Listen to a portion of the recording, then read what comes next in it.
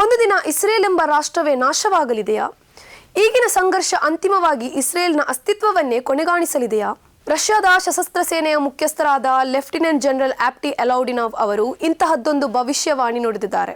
ಪಶ್ಚಿಮ ಏಷ್ಯಾದಲ್ಲಿ ಯುದ್ಧ ವ್ಯಾಪಿಸುವಂತೆ ಹಾಗೂ ಅಮೆರಿಕ ಮತ್ತು ನ್ಯಾಟೋ ಒಕ್ಕೂಟಗಳ ನಡುವೆ ಸಂಘರ್ಷ ಉಂಟಾಗುವಂತೆ ತಂತ್ರ ಹೆಣೆದಿರುವ ಇಸ್ರೇಲ್ನ ನಡೆ ಅಂತಿಮವಾಗಿ ಇಸ್ರೇಲ್ನ ಸರ್ವನಾಶಕ್ಕೆ ಕಾರಣವಾದೀತು ಎಂದವರು ಎಚ್ಚರಿಕೆ ನೀಡಿದ್ದಾರೆ.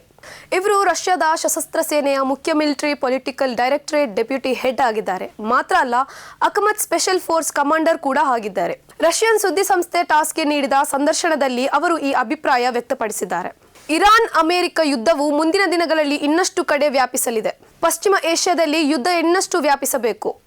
ಅಮೆರಿಕ ಮತ್ತು ನ್ಯಾಟೋ ಒಕ್ಕೂಟ ರಾಷ್ಟ್ರಗಳನ್ನು ಯುದ್ಧಕ್ಕೆ ಎಳೆದು ತರಬೇಕು ಎಂಬ ಉದ್ದೇಶ ಇಸ್ರೇಲಿನದ್ದು. ಇಂತಹ ಕೆಲಸದಲ್ಲಿ ಅವರು ನಿಪುಣರಾಗಿದ್ದರು. ಮುಂದಿನ ದಿನಗಳಲ್ಲಿ ಈ ತಂತ್ರವೇ ಇಸ್ರೇಲ್ನ ಅವಸಾನಕ್ಕೂ ಕಾರಣವಾಗಬಹುದು ಎಂದು ಅವರು ಹೇಳಿದ್ದಾರೆ. ಅಮೆರಿಕ ಮತ್ತು ಇಸ್ರೇಲ್ ಜೊತೆ ಸೇರಿ ನಡೆಯುತ್ತಿರುವ ಸೇನಾ ಕಾರ್ಯಾಚರಣೆಯು ಪಶ್ಚಿಮ ಏಷ್ಯಾದಲ್ಲಿ ಯುದ್ಧ ಭೀತಿಯನ್ನು ಮತ್ತಷ್ಟು ಮುಂದುವರಿಸಿದೆ.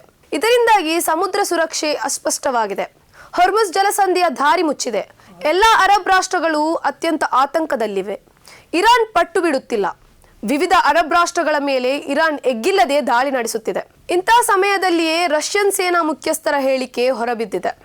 ಇದೇ ವೇಳೆ ಈಗಿನ ಸಂಘರ್ಷವು ಇನ್ನೊಂದು ಬಾರಿ ಇರಾನ್ ಜೊತೆ ನೇರಾತಿನೇರ ಸಂಘರ್ಷಕ್ಕೆ ಕೊಂಡೊಯ್ದರೆ ಅದರ ಪರಿಣಾಮ ಭೀಕರವಾಗಬಹುದು. ಇಸ್ರೇಲ್ ಮತ್ತು ಅಮೆರಿಕದ ಸೇನಾ ಕಾರ್ಯಾಚರಣೆಗೆ ಪಾಶ್ಚಾತ್ಯ ರಾಷ್ಟ್ರಗಳು ನೀಡುತ್ತಿರುವ ಬೆಂಬಲ ಅಂತಿಮವಾಗಿ ಇಸ್ರೇಲ್ನ ವಿನಾಶಕ್ಕೆ ಕಾರಣವಾಗಬಹುದು. ಈ ಬಗ್ಗೆ ರಷ್ಯಾ ಚೀನಾಗಳು ಈಗಾಗಲೇ ಆತಂಕ ವ್ಯಕ್ತಪಡಿಸುವುದನ್ನು ನೋಡಿದರೆ ರಷ್ಯಾದ ಕಮಾಂಡರ್ ಅವರ ಹೇಳಿಕೆ ಮಹತ್ವವನ್ನು ಪಡೆಯುತ್ತದೆ.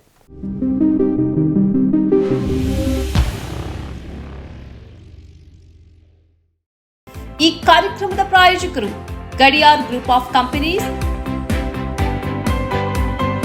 Specialised in piling and shoring, engineering consultancy, firefighting, steel structures, real estate. Office, SIT Tower, Silicon Oasis, Dubai, UAE.